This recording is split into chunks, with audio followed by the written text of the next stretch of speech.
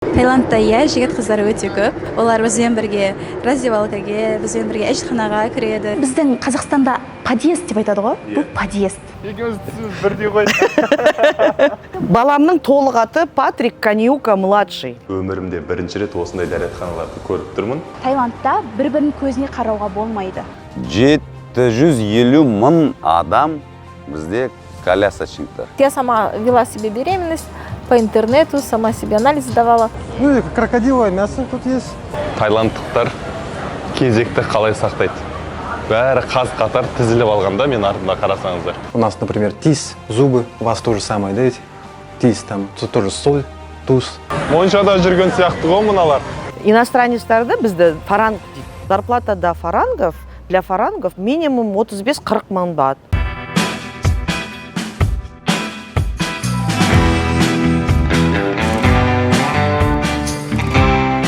Ассалаумағалейкум жолаушыларым. Бұл бар қазақтың басын бір YouTube арнаға біріктірген жалғыз жолаушы жобасы. Дәл қазір мен Таиланд еліндемін. Бұл сол елдің астанасы Бангкок қаласы. 20 миллионға жуық тұрғыны бар. Солардың арасында жүздеген қазақ өмір сүріп жатыр. Бүгінгі шығарылым олардың шынайы өмірі жайлы. Ендеше арнамызға тіркеліп лайк басыңыз. Алдымен қазақтар Бангкокқа қалай тап болды? Тарихқа жүгінейік. Таиланд оңтүстік шығыс Азиядағы қарқынды дамушы мемлекет. 71 миллион халқы бар. Ресми діні Будда. Мемлекеттің басты кіріс көзі сауда және туризм. Билік жүйесі конституциялық монархия, яғни Ұлыбритания мен Жапония сияқты мемлекетті патша басқарады. Билік ұрпақтан ұрпаққа беріледі. Бұл патша өз білгенін істейді деген сөз емес. Конституцияда көрсетілген заңнан әрі салмайды. Ал енді қазаққа келер болсақ, былтырдың өзінде Тай еліне 172 мың қазақстандық кірген екен. Әрине, басым бөлігі демалу үшін, арасында біздің кейіпкерлеріміз сияқты жұмыс істеп, орнығып қалғандар да бар. Бүгін солардың өмірімен танысамыз. Сәлеметсіз. Қош келдіңіздер, түрлетіңіздер. Мен сіздер келеді ғой деп үстел дайындадым, дастархан жайдым. Ал мынау менің күйеуім Михаил. Якутиядан, Сахадан болады. Менің есімім Ғайни, мен Қазақстаннанмын. Бұл жақта дәліз деген нәрсе жоқ. Кірдің кухня. Одан кейін бізде әжетхана бөлмесі, әрі қарай зал, сосын жатын бөлме. В Якутии хоть и минус 50 есть, в Астане там минус 30 там. Но в связи с тем, что в Астане ветер, а в Якутске штиль, бывает в некоторых моментах, что чувствуется как один в один. В Астане, там, да, когда вот я прошагался, когда вот с аэропорта только я одел дубленку, сразу почувствовал ветер сильный, сразу все продуло насквозь меня. Я понял, что оказывается минус 27, тогда было ровно в первый день в Астане, это как минус 50 в Якутске. Біздің Қазақстанда подъезд деп айтады ғой, бұл подъезд. Қазақстанда. Подъезд деген осындай ма? Бұл біздің подъездіміз. Мысалға, мына жерде келеді адамдар, қонақтар, бұл жерде тұрмайтын қонақтар келіп, осы жерде күтсе болады. Одан бөлек ол кісілерде тегін Wi-Fi болады. Wi-Fi-ді ашатын болса, мысалға, осы кондоның аты және қонақтарға деп жазылып тұрған Wi-Fi бар. Кіріп, осы жерде отырса болады. Сіздердің екі бөлмелі пәтерлеріңізді жалдау құны қанша айына? Біздің пәтердің құны 280 мың. Біз 24-ші қабатта тұрамыз. Бірақ та егер біз 17-ші, 10-ші қабатта тұрғанымызда пәтердің құны 200 мыңдай болатын еді. Мәссаған достар, 200 мың теңгелік пәтердің іші осындайды, подъезі осындай. Бұның барлығы күніне 3 рет, мен санауым бойынша 3 рет тазалап етіп шаңы сүртіледі. Коворкинге кірген кезде барлығы Face ID мен, лифтте Face ID мен этаждарға, бөлек басқа адамдар біздің этажға кіре алмайды, біздің кондоның ішінде жүре алмайды. Бізде 7-ші қабатта осындай әдемі саябақ бар. Көрсеңіздер болады. Осы жерде жүреміз, қыдырамыз, таза ауа жұтамыз. Көптеген ағаштар, неке көрсеңіз болады. Ағаштардың барлығы тірі. Және ана біздің осы 7-ші қабаттан 1-ші этажға дейін созылып тұр. Бізде 1-ші этажға барған кезде түсіріп алсаңыз болады. Енді бір көрген адам бұл көше деп ойлауы мүмкін, бірақ қазір 7-ші қабаттамыз. Көріп тұрғандарыңыздай орман, жасыл белдеу қылып жүрген ғой мына жерде. Тал еккен, гүл еккен, табиғатқа өте жақсы көңіл бөледі екен. Жердің барлығы 24 сағаттық бақылауда, әр бұрышта камералар орнатылған, және пәтер жалдаған кезде қосымша паркинг тегін беріледі екен. Бізде мысалы сатып аласың ғой орынды.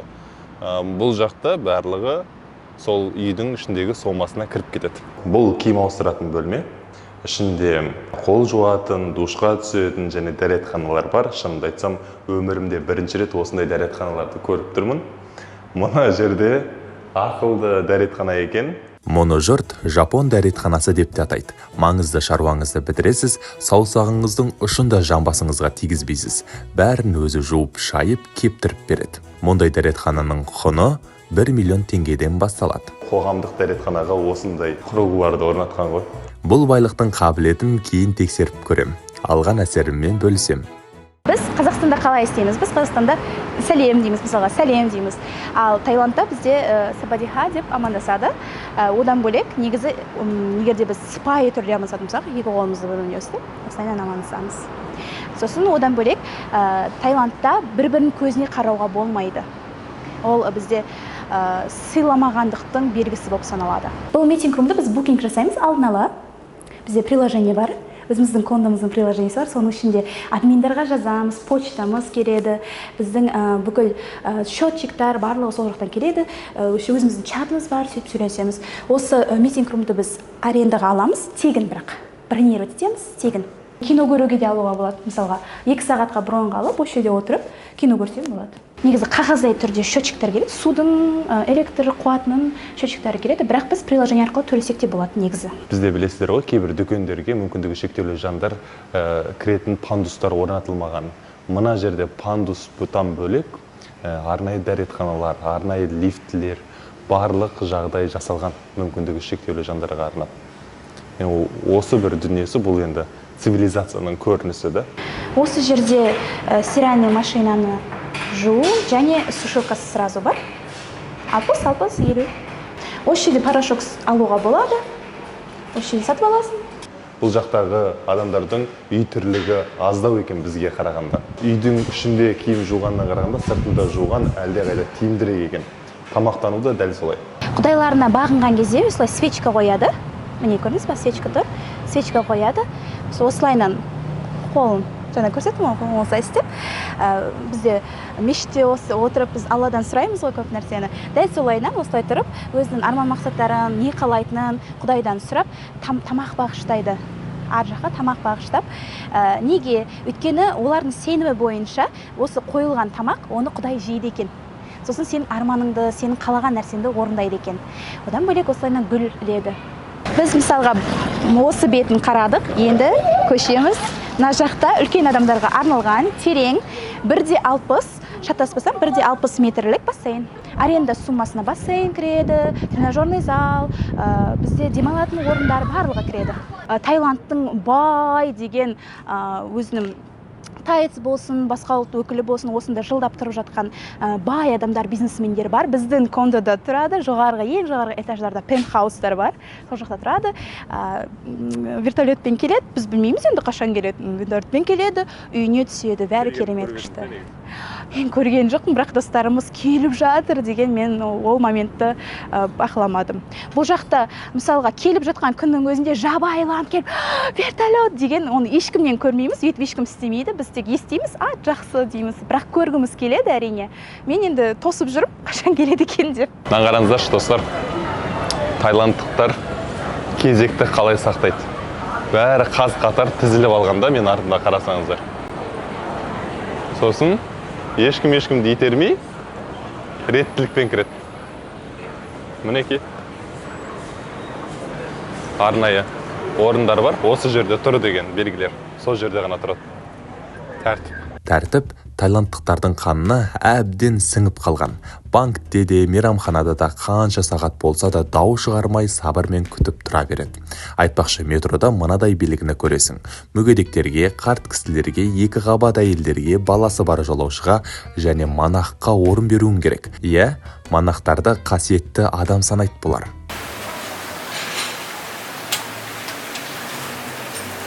Бұл апаның жасы 77-де, есімі Джайфай. Wi-Fi дегендегі сияқты ғой. Бірақ ол кісінің дәмханасы Мишлен жұлдызын алған. Күніне өзі жалғыз 100-деген адамға тамақ әзірлейді. Негізі бұл әже доллармен миллионер. бірақ үстіндегі киімін ауыстырмағалы бірнеше жыл болған сияқты. Мәселен, бұл осыдан 7 жыл бұрын жазылған мақала. Жайфайдың киімі де өзі де өзгермеген. Тамақтың бағасы арзан емес. Орташа чек 15 000 теңге. Сонымен 86-шы боп кезекке тұрдым. Әлі алдында 50-ден астам адам бар. Кең далада емін-еркін өскен қазақпын ғой, бір күнімді кезек күтіп өткізгім келмеді. Ары қарай ел аралап, өзге қазақ бауырларымыздың өмірімен танысайық. Екеуміз бірдей ғой. Атасы да. Это да, Диванка, мына біздің көршілеріміздің балалары. Атын қойдыңыз балаңызға? Баламның аты енді... Это не настоящий, это... Все, дети, отошли туда. Я разговариваю, не мешайте мне. Жан, не мешай. Баламның толық аты Патрик Канюка младший. Да, я младший мамы. Күйеуімнің аты Патрик, сол оларда сондай дәстүрі бар ғой. Тұңғыш балаларын өзінің атымен қояды, сосын младший деп. Сол папасының аты Патрик болғаннан кейін, соответственно, Жан Патрик младший. Бірақ та оларда еще ортаңғы ат деген болады, middle name. Соны өзімше Жан деп қойдым. Жазылғанда ағылшынша Жан Рено, Жан Поль сияқты G-E-A-N болып шығады. Бірақ та айтқан кезде Жан ғой, қазақша Жан сияқты. Бізде көп қой негізі, Алматыда даже группа бар, Афроказахи деген. Сондай қара нәсілді жігіттерге тұрмысқа шыққан балалары бар. Көбісі кинода түседі. Бізде шоу-бизнеста өте көп. Біз Алматыда тұрған кезде, ковид кезінде 1,5 жылдай тұрдық қой. Сол Наурызға жиналып, олардың көбісі қазақша сөйлейді. Сол мен де балама қазір қазақшасын үйретіп қойып жүрмін. Атасымен сөйлескен кезде, апасымен сөйлескен кезде. Бангкокта жұмыс жасап жүргенде таныстық. Менің жолдасым Британиядан болады. Сол балам тоже британский паспортпен қазір. Сол выбор болған кезде британский паспорт деп шештік, сөйтіп алды. Жұмыста жүргенде таныстым. Британияға келін болдым деген. Иә. Әлі жете алмай жүрміз сол жаққа. Брекситтен кейін қиын. Ол қазір сол Англияда, негізі ол өзі футболшы. Кездесіп жүрген кезде мамамның WhatsApp-ын алды, сосын папамның WhatsApp-ын алды. Переводчик арқылы бір сообщениялар жазып, өз-өзін таныстырып, сөйтіп. Сол өзін сөйтіп көрсеткеннен кейін тоже әке-шешем спокойно. Жақсы жігіт екен, көрініп тұр дегенде қып. Қазақстанда болса асық ойнап жүрсіз. Иә. Мында сол пляжда ракушка жинайды, крабтарды іздейді. Мында геккончиктарды іздейді. Осьминоги. Они, маленькие осьминоги это. На чем жарить? На чем жарят? О, вот это не знаю. Бауырсақ похож. Бауырсаки? Да. Возможно. Мәні, олулар ғой.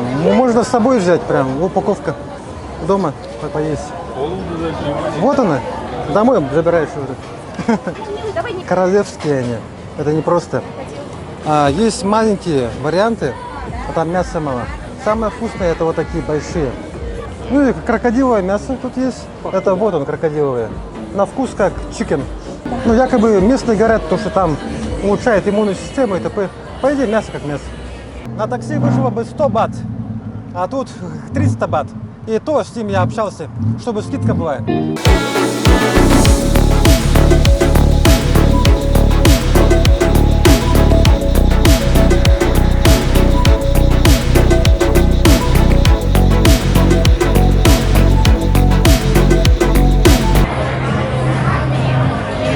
Қарасыңыздаршы, кәдімгідей. Моншада жүрген сияқты ғой мыналар.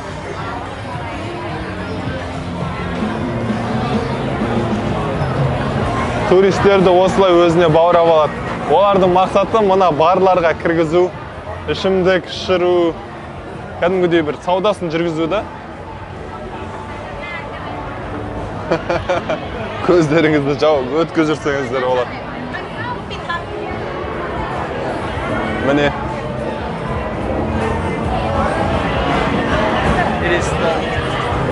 Барлығы білет бұны.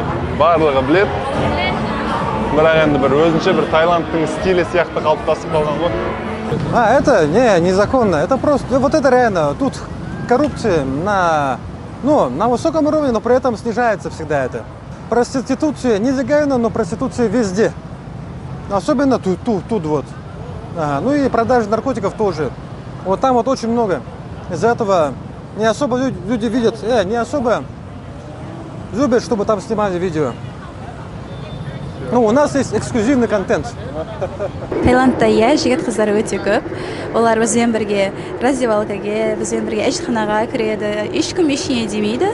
Барлығы өте жақсы қабылдайды, сыйлайды. Таиланд жыныс ауыстыру бойынша әлемде бірінші орынға ие. Бір ғана Бангкоктың өзінде жүздеген осындай қызмет көрсететін аурухана бар. Басым бөлігі ер адамдар әйел адамға ауысады екен. Бұл операцияның құны $8,000.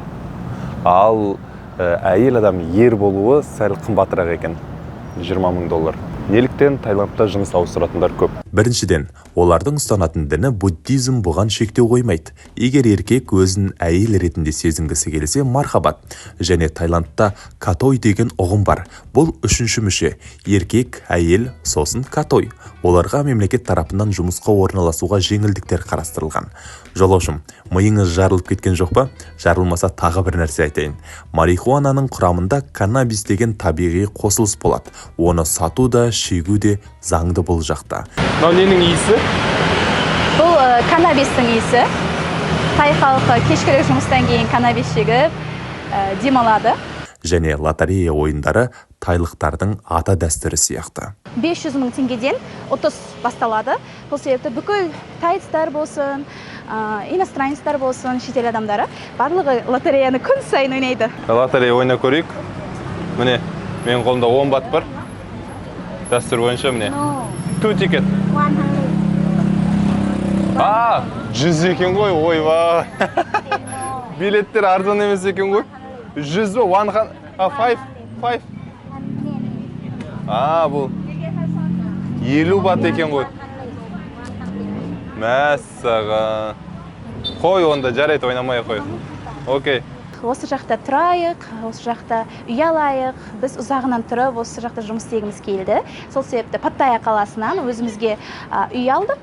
Енді біз осы жақта бізде Бангкокта контракт бар. Контрактымыз біткеннен кейін Паттайяға барып, өзіміздің үйімізде тұратын боламыз. Үйлердің бағасы Паттайяның өзінде 3 миллион баттан басталады. Ол 40 миллион теңгеден жоғары. Осындай комплекста бассейнімен барлығы қосымша, барлығы кіреді. Осының бәрі 40 миллион теңгеден жоғары. Ешқандай ремонт керек емес. Мысалға сіз үй аласыз, үйдің ішіне кухня кіреді, стиральная машина кіреді, плитка бәрі кіреді, диван, кровать, комната. Мысалға сіздер келесіздер ғой, отельге болсын, бір жерге тұруға келесіздер ғой, не көресіздер, барлығы ішіне кіреді, декорға дейін кіреді. Күздік киім деп сол ғой, квартплата басқа болады бағасы. Мында қысқы киім керек болмаса да квартплата 10 есе қымбат шығар, потому что кондиционер ғой, ыстық болғаннан кейін кондиционер менің 2 комната квартирама 2,000 жарым бат, ол 30,000 теңге примерно ай сайын. Кондиционердің өзі? Жоқ, электричество. Сол үйде тамақ жасауын, кондиционер, машинка стиральная, сол бір 30,000 да. Вот қымбат да, қымбатырақ Алматымен салыстырған кезде. Қызыл ет жоқ мұнда, сатып алған кезде сол новозеландская говядина или еще бір привозной говядина, да, алып келген. Жеміс-жидектер арзанырақ. Сол ет, наверное, ең қымбаты. Иностранецтарды бізді фаранг дейді, тайцтар, да, фаранг. Сол зарплата для фарангов минимум 35-40 мың бат. Енді теңге жағымен, конечно, көп ол. Тайцтардың зарплатасы біздікіндей ғой, Алматыдағыдай. Тайцтардың, осы местныйлардың зарплаталары 12,000 бат, 15,000 бат. Сол, как-то выживают, тут тоже можно прожить на это. Таиландтың патшасы Рама 10-шы. Шыңғысхан сияқты 500 болмаса да өз басына артып жығылатын бірнеше әйелі мен серіктесі бар. Қаланың әр бұрышында патшаның суреттері. Заң бойынша оны жамандауға болмайды. Барлық купюраларда 10-шы Раманың суреттері. Өз-өзін қатты жақсы көретін сияқты. Егер купюраны мыжсаң немесе лақтырсаң, 6 жылға сотталып кетуің мүмкін. Сондықтан Таиландқа барғанда абай болыңыз. Біз патшаның сарайына арнайы бардық. Мәссаған, Таиланд королінің кортежі. Король деген аты болса да қаптаған көлікті көрмедік. тіпті жолдарды да жапқан жоқ. Былайша қарапайым жігіт екен. Біз кәдімгідей дәл уақытпен келіппіз, тоқтап қалдық, бізге тоқта деді. Дәл сол уақытта король, Король. өтті, біз түсіріп алдық. Жолымыз болды деп. Мына көріністі қараңыздар. Мына дауысты естіңіздер. Жанға рахат сыйлайды, ауылды еске түсіреді. Бірақ қазір біздегі ауылдардың дауысы мынадай ғой. Жолаушыларым, қазақша жаз деген үлкен қозғалыс туралы естулеріңіз бар ма? Сол қозғалыстың негізін қалаушы Жалғас Ертай деген сауатты тіл жанашыры мықты жігіт бар. Сол жігітпен бірлесіп, менің демеушім отандық Чоко компаниясының барлық өнімдері қазақ тіліне аударылды. Чоко компаниясы қазақ тіліне ашық түрде аудит жүргізген жалғыз IT компания. Ол енді мақтауға тұрарлық. Айтпақшы, дәл осы сапардың да демеушісі отандық Чоко компаниясының басшысы Рамиль Мухаряпов екенін тағы да естеріңізге салам. Рахмет. Бар қазақтың басын бір YouTube арнаға біріктіре берейік.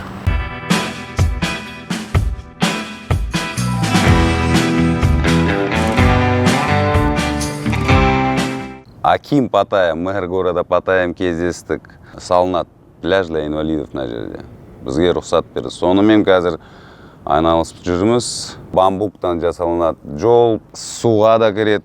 Коляскамен бәрі инвалидтарға жасалған. Социальный проектқа да өте көп ақша бөлінеді. Қонақ үй, үйлер болсын, инвалидтарға жағып тұр бәр жақтан. Қазақтар келсе 20 адам 2 ай тегін тұруға, тамақ, баскетбол үйретуге, әдейі коляскадар бар. Хат шақыру жіберді. 20 адам болғанда 20 сау адам ба? Әлде? Жоқ, 20 коляска жүрген балалар, қыздар болсын. Паралимпийский комитет қой мұнда. Шақырды. Дәрет, одар келді 20 адам. 1 ай болды, 2 ай болды. Кетті, соң келгенде не істейді? Вот именно нужно соны развивать. Бізде жоқ. 750 мың адам бізде колясочниктар, инвалидтар. Қазақстанда. Қазақстанда 700 мыңнан астам мүгедек адам бар дегенде шалқамнан құладым. Көшеге шықсаң көрмейсің ғой оларды. Неге? Өйткені шыны керек, сыртта арбадағы адамдарға жағдай жасалмаған ғой бізде. Таиланд әкімшілігі бұған аса қатты көңіл бөледі екен. Сондықтан, достар, қауіпсіздік белдігін тағып жүріңіздер. Айтып жатыр ғой, 60% осы қауіпсіздік белдігін тақпағаннан деп. Я 17 лет назад попала в аварию и лет 10 реабилитировалась по всему миру. Но у нас в АТРАО вообще доступа нету, просто вообще его нету никак. То есть никакие дома, квартиры, кафе, заведения не попадешь. Через 10 лет после травмы я приняла такое решение, что мне нужен ребенок. Я захотела выполнить свое женское предназначение. Я к этому долго шла. Беременность мне тяжело далась, вообще очень тяжело. Я родила ее раньше срока. Но врачи меня вообще не поддерживали. То есть я сама вела себе беременность по интернету, сама себе анализ сдавала. Первое время вообще с моей поликлиники прибегали, говорили, что таким, как я, делают аборт. И все такое, в общем, разные такие вещи. Но я им говорила, что делайте своим детям аборт, ко мне не лезьте. Это мое решение. Я у вас денег не прошу, ничего не прошу. Әдейі арналған үш машина мынау.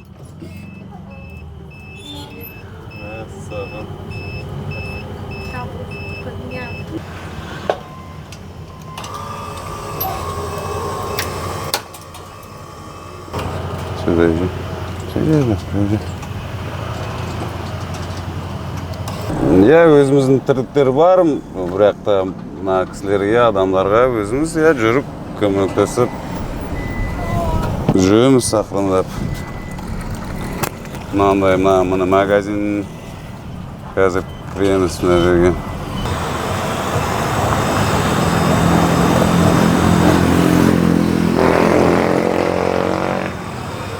Барлық жағдай жасалған қараңыздар. Пандуста, айналатын орында. мына арбамен жүруге өте ыңғайлы екен. Жері кең, ешқандай қиындық көрмейді. Göz oyanda, tom oyanda, var жоқ пендесі. Түзде мазан үйге сардан сөзі қожан ергесі. Как бы пра-пра-пра перешли, там кто-то пошел в Казахстан, кто-то пошел в Якутск. Мгм. Ну и начали кочевой жизни добираться до этих точек. И у нас реально много чего схожего, внешне схожи мы, еще и схожи по языку. Тоже там же минатым, опять же у вас там менатым, у нас там тоже, у нас, например, тис, зубы, у вас то же самое, да ведь?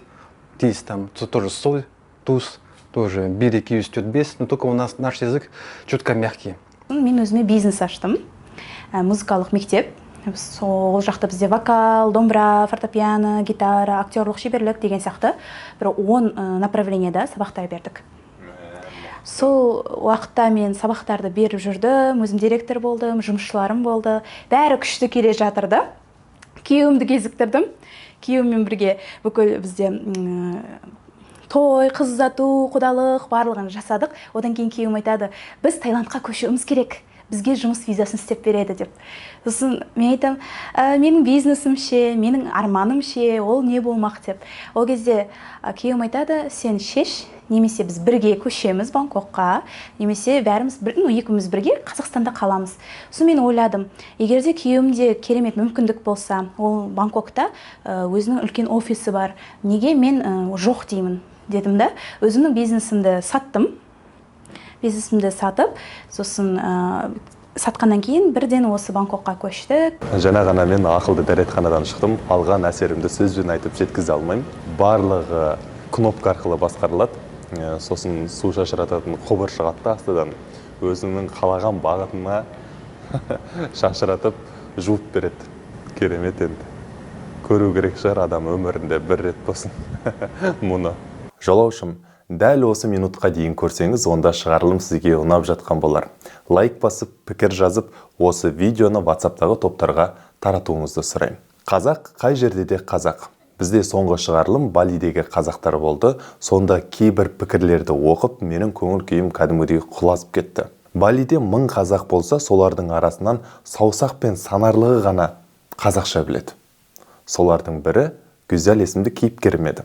Кейбіреулер ол қыздың сыртқы келбетіне қарап, түрлі жаман сөздер жазып жатыр екен. Қанша шақырым қашықтықта орналасса да өз тілін ұмытпай, жат жерде кәсіп бастап, қанша адамды, оның ішінде қазақтар да бар, жұмыспен қамтып, адал еңбегімен табыс тауып беріп отыр.